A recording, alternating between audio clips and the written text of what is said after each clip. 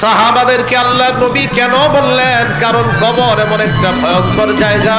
কবর আমাকে, আপনাকে, আমাদের সকলকে প্রত্যেকদিন ডাক দিয়ে বলে, আনা বাইতুল গুরবা, আমি কিন্তু অপরিচিত ঘর, আমার কাছে আসার আগে চিন্তা ভাবনা করে আসবা।